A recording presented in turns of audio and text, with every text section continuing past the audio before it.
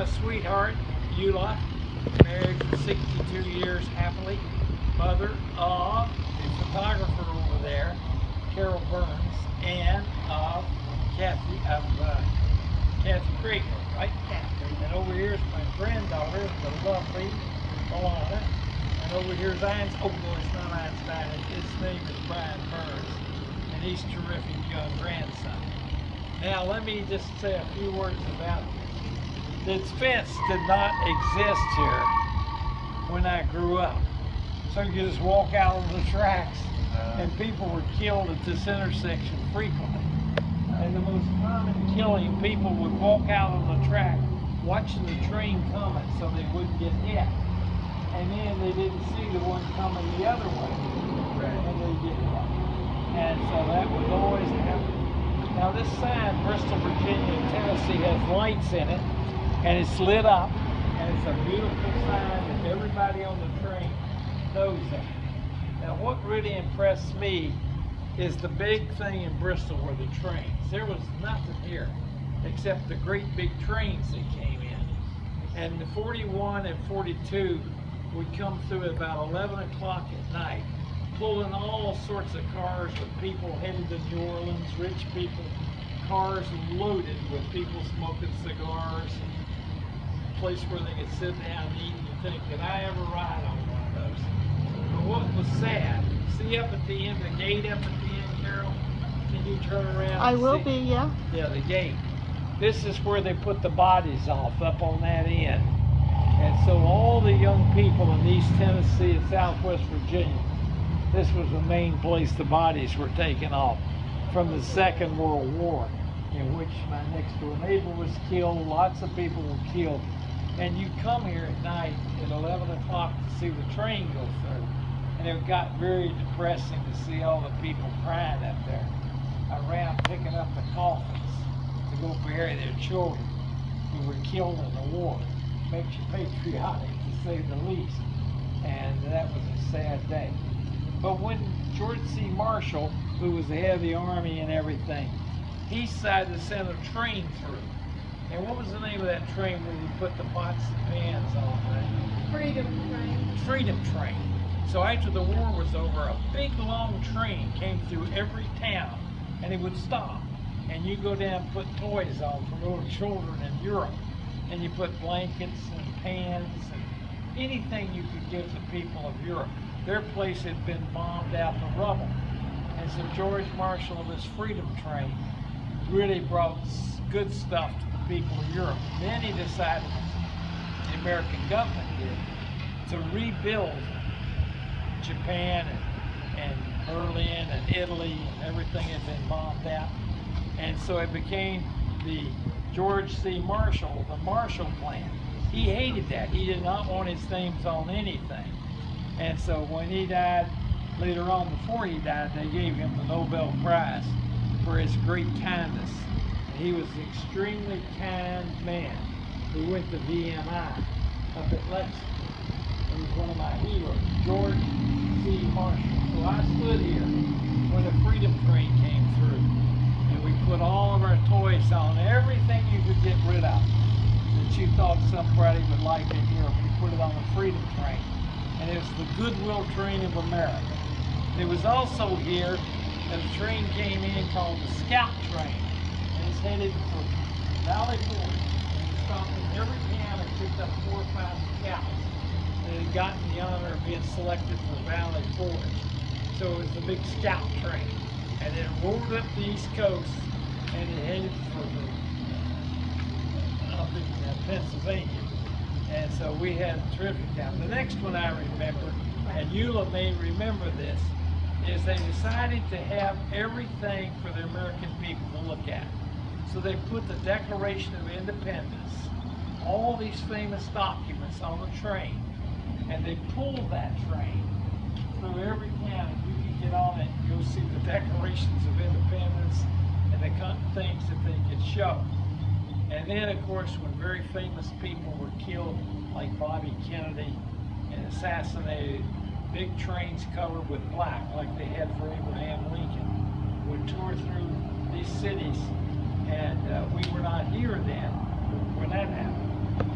certainly Baltimore stood on the railroad track and watched those trains with the Kennedy on it go through. It was a great moment. But this brings back, if I could do one thing each day, I'd want to come with my father down here and watch those big trains roll through late at night. My mother thought I shouldn't be up that late. And she didn't like me coming down here. She thought it was depressing for me being subjected to all that deaths of the soldiers. And she thought it made me want to be a soldier and all this. And it did. It made me very patriotic. But it didn't stop. Now, if you walk up this track, and you go straight up this track, you come to the grocery store called the Coffey grocery, which is right up there at the bridge, way up. We're going to go up there. And the Coffey, and if you keep going, Columbia Paper Company's up there on the right. And we lived up there on the across the railroad. Everybody in our family worked for the railroad. My father worked for the railroad, my uncles. Now, they didn't work on them forever, but for short periods of time, everybody got a job on the railway. Now, my most famous memory in this railway station was right over there. See that fence along there where that wall is? There was tracks in there. And that's where Ringling Brothers Circus put the elephants and the lions and everything. They put in these big cars, and they were full of horses down the street, the State Street. And this place was lined with thousands of people. And here comes giraffes and lions and clowns and piccolos and steam things. And you've never seen this stuff, you know? I've never seen an elephant. And it was just beyond belief good. And the other one was the 4th of July parade here. We were standing on this street down here, and the first big jets came into the world. And they flew out of North Carolina, and these big fighter jets across State Street, 6 of them coming in a line, and the whole earth rocked. And you look at this and say, this is incredible. Now, up on the hill is this beautiful church. That's a Baptist church, and that's where the Coffeys went. If you weren't Methodist, you were Baptist. And you either went down here to the Reynolds Memorial and the State Street Church, which Reverend J.O. Straley went to, or you went to the Baptist church. This was Troop 8, and Troop 8 was in, Troop 3 is on this side, which I was in. It was Presbyterian. We did not like these guys, and in everything we did, there was a fight, not a fight, but contest between Troop 8 and Troop 3. And all the Coffeys, Davy Coffey, Howard Coffey, Gene Coffey, went to Troop 8. All the Tennessee crowd went to Troop 3. And you can imagine when the big contest sprung up at the camp, it was between 8 and 3. Virginia versus Tennessee. Now, the Tennessee people did not like the Virginia people. And Virginia High School was called the Bearcats. Tennessee High was called the Vikings. But President Obama spoke up at Virginia High, a few years back. And so this was a great moment. Now, the people who had a big effect on me doing chemistry was the S.C. Massengill Company. And the S.C. Massengill Company was an old-time group of people, goes back in the 1700s, who made herbs and drugs. And they built a factory to make medicine in Bristol. And Hopkins came up with sulfa drugs, and it saved little children. The trouble was you had to take big pills, they were hard to swallow, and so they thought, wouldn't it be good if we could dissolve those in sugar water? And it didn't work with sugar, but they came up with one sugar that is dissolved in beautifully, and they sent out package after package after package of sulfa drug to save children dissolved in ethylene glycol. Now, ethylene glycol, when it gets burned in your body weeks later, will kill you and knocks out your kidney. And children were dying all over the United States, and they couldn't figure out what it was from. And then they found, because they sent a case of this into Africa, and all the children died, that it was S.E. Massengill sulfa drug. And so the guy who came up with this beautiful way to dissolve it committed suicide. he couldn't stand it. He killed all those children. The big governor of the state was Coffey. And Coffey came up with a pure food and drug plan, and the FDA started out of here. But the big chemical plant was still here for Massachusetts. They also made birth control trick things, and all the churches hated douches, vinegar douches, and all that. And so I'm going to show you where that is. Step over here. And I went in there to learn chemistry. That big building you see up there on the hill at the skyline up there is the D.S.C. Massachusetts company. It's still there. I think it's called Beecham now. It's been taken over by everybody. But I went in there and they took me through and showed me the Boy Scouts. One of the scout leaders was a man who was a chemist there. And he found out I like to make gunpowder and shoot stuff off. And he said, come on up, let me show you how we use that for the good. And I was so impressed.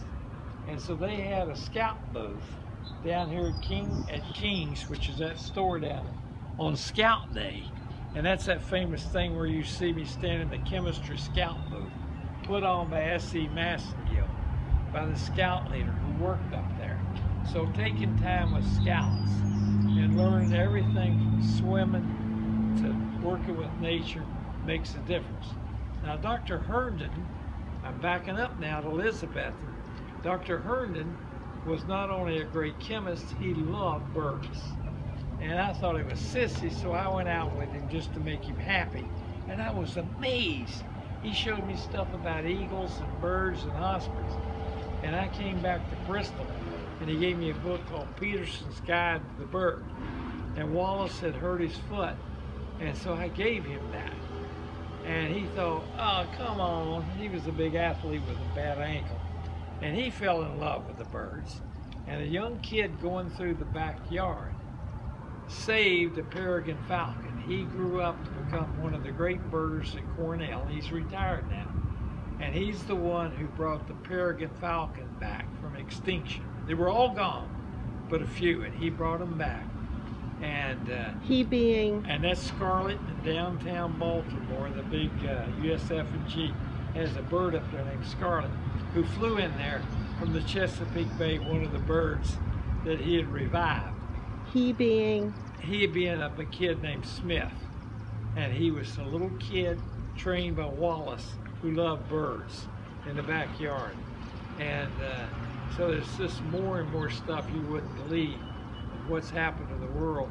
And Wallace has had a big impact on restoring eagles and restoring all sorts of birds. And one of the pictures right? one of the pictures I show at every lecture I give is a picture of Carol as a little teeny girl with a falcon on her. It's not a peregrine falcon, but it's a falcon. And she's standing in our backyard, and I use that with the sun to show you that this is all one thing. That we're very much part of trees and newts and salamanders and fish and these flowers there. And so I go through why this is so important. And then occasionally somebody gets a cancer out, 1 in 3, and it goes berserk, nature does, and we're trying to figure out what it is. So anyway, this all came out of Elizabeth and Wallace, your mother, Eula, who decided to carry out in 1953 a joint effort together to go work on cancer. That's why we went to Baltimore with Westinghouse, with fabrics, and that's why we left there and gave up a wonderful job in space to go up. And she worked as a technician to put me through school. And I washed glasses and swept the floor to get in. I'd never get in, and worked my way out. And then I became the big professor there. So it's all with dedication to the Lord. And what we thought was, and still think, was a very big calling. And so this is